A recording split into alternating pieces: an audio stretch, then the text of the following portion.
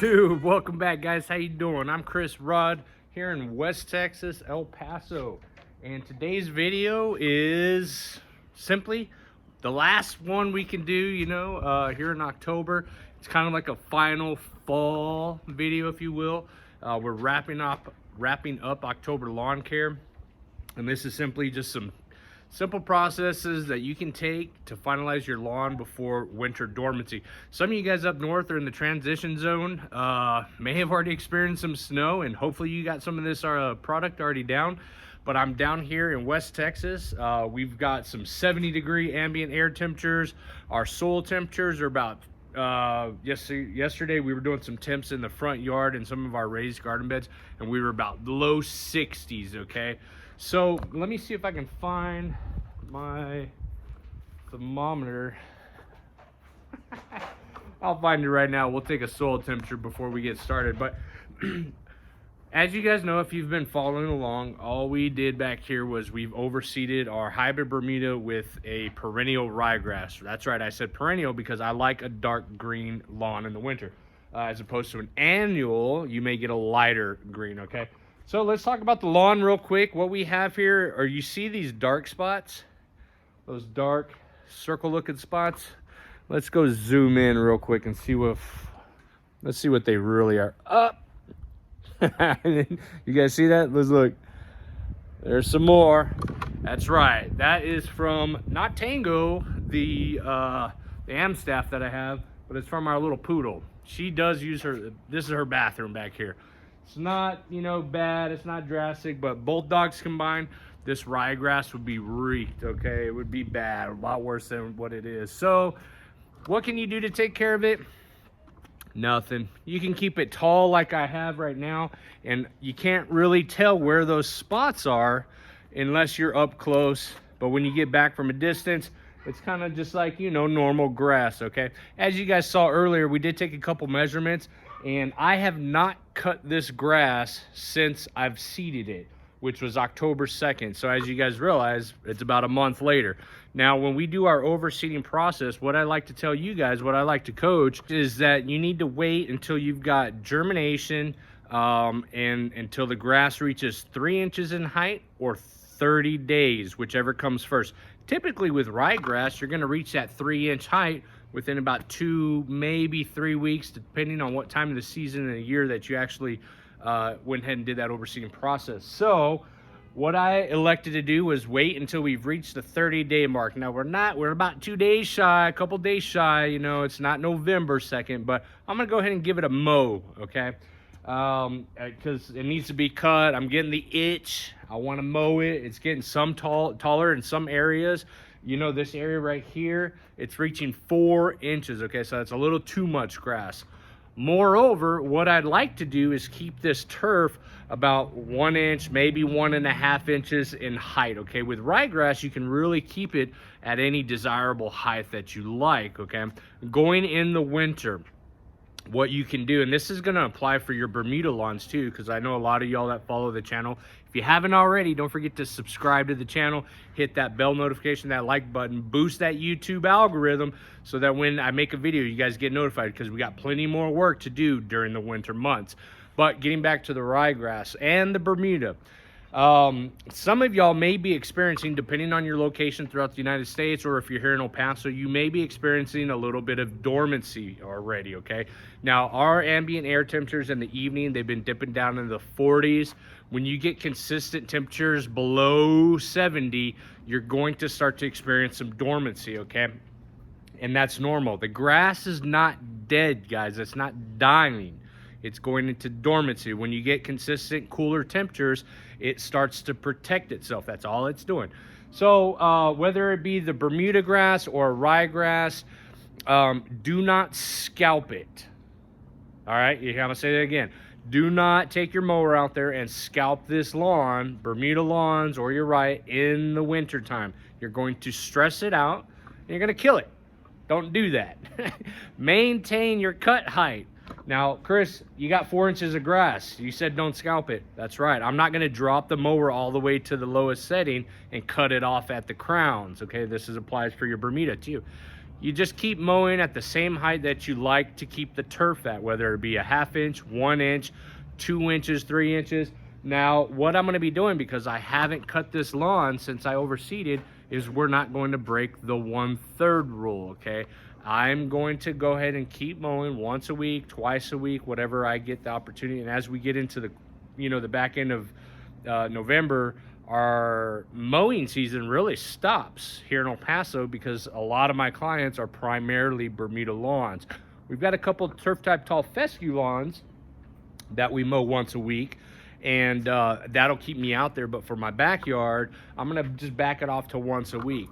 Once your lawn, this is for my Bermuda clients, once your Bermuda goes completely dormant, which here in West Texas, that usually happens about the 3rd or 4th week in November. Once that happens, you can really stop mowing. Up until then, you got about 2 weeks left of continued mowing at the same height. That's what you want. Don't drop the mower cut. Don't let it get any taller. If you want to let it get it taller, that's fine. There's nothing wrong with that. What I want you to keep in mind is the more leaf tissue you have, green leaf tissue you have on that Bermuda grass, the more sunlight is going to be able to be soaked up by the plant, and more photosynthesis and energy that's going to be driven down into the crown of the grass to store that energy for the winter time, okay? So back to the ryegrass, I'm just going to cut it. I'm going to take a little bit off the top over these next few weeks and get it down to the desired height I look. As I've expressed over these past few weeks, when I grow my ryegrass out, I like to keep it a little taller, okay? I like that in difference from when the height that I keep my Bermuda. So I like a taller ryegrass, okay? I'm gonna be using the Lawn Boy mower today. We're gonna see what kind of natural stripes that it creates as opposed to a hybrid Bermuda and the stripes that it doesn't create without using a striping kit, okay? I don't own a striping kit. I've never owned one. I've thought about it, but I just don't get it, okay? I don't buy one is what I'm saying. I get the process, but I just never went out and bought one. Maybe one day I'll get a striping kit, or maybe some company will send me a striping kit to do a test trial on and do a review about it. I don't know.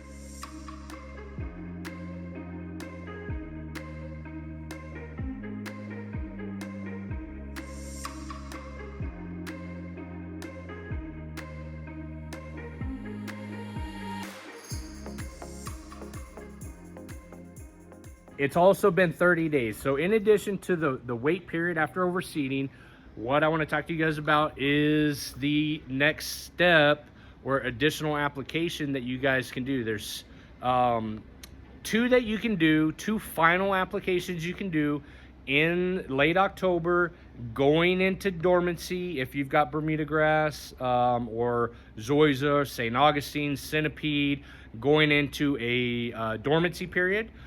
There's two final applications you can do if you haven't already done them. But if you've got a northern grass, like a ryegrass, these two applications really should be your final ones before any snowfall or freezing point in the soil. Those two applications are a final fall feeding, a fertilizer application. Today, I'm going to be putting down a 1608, okay? I don't go heavy on the fall feedings, nor should you. You don't need to boost a lot of nitrogen. What you want to focus on is more so the phosphorus or the potassium side of things, so that you can protect the plant, strengthen it one final time before the snowfall or freezing point of your soil temperatures. The reason why you want to do that, the final fall feeding, and this is the analogy I always give clients when I'm talking to them. It's like a bear going into hibernation, okay? It stocks up, it stockpiles on food, it feeds one more time before it goes into hibernation. Okay, that way when it wakes up, the bear wakes up, it's got a full belly, its body's still thriving, it's kept warm. Same concept with your plant, your grass, okay? You want to feed it, strengthen it up one final time before the soil gets to the freezing point or before you got any snowfall, okay? And this will ensure that when the spring comes, you've got a positive and a good green up, possibly sooner than later come springtime, okay? That's the first application. The second one, and this is primarily for my clients that have, not my clients, but anybody that hasn't done this process already, okay? And more so if you've done an overseeding. your final or your fall pre-emergent application, okay? Now, when you've done an overseeding process, you had to have done it 6 to 8 weeks prior to overseeding, or 4 to 6 weeks after your overseeding process. Now, if you guys know that have been following the channel, I didn't do the pre-emergent application, okay? Prior to my installation or my overseeding, I had to wait at least 4 to 6 weeks. Well, it's been 4 weeks, so now we're also going to be putting down my pre-emergent application today for the fall period, and we've had positive germination. The center area is a little thinned out. Let me see if I put my finger. That center area, it's not got a lot of top growth, okay? So what I'm predicting, I may see a little bit of thin spot over the course of the winter as far as the ryegrass goes, and I'm putting down my pre-emergent, so if there happens to be any more seed in that area, the pre-emergent is going to keep it from growing. So I'm not really worried about it. I'm not going to overseed it again today. I need to get my applications down. So besides the mowing of your ryegrass, or the final few weeks of mowing of your Bermuda, if you haven't already done so, this is your last opportunity before we get into the cooler parts here in the south for a final fall fertilizer application. And if you haven't done so, your pre-emergent, your fall pre-emergent. When you do these, you are hedging against the bet of protecting the lawn from deficiencies or weed issues in the springtime. You guys stay tuned, follow along. I'm gonna do a little bit of mowing, edging. I'm gonna get the product down. Got any questions, as always, leave them down below. Don't forget to subscribe to the channel, guys.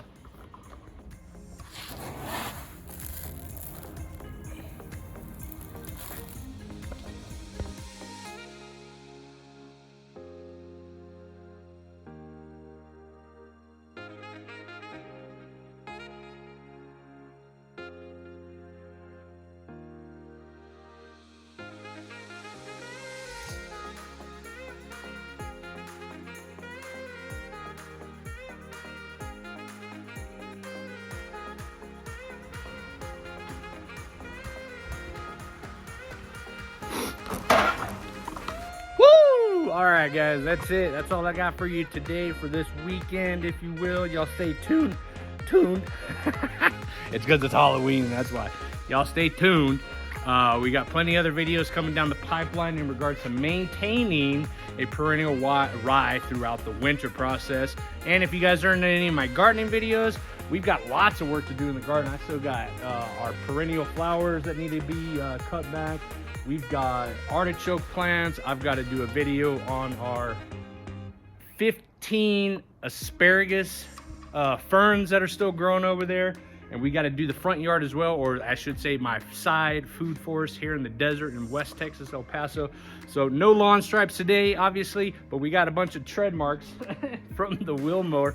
Maybe if I change up the mowers or get a striping kit, I'll get to that point in my career of laying down some awesome stripes for you guys, because I know a lot of you guys love that stuff.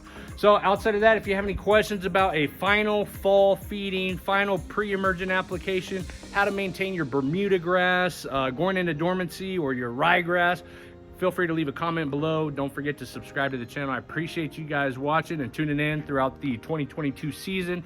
Happy Halloween weekend, if you will. Y'all stay safe out there. Check you guys later. Bye.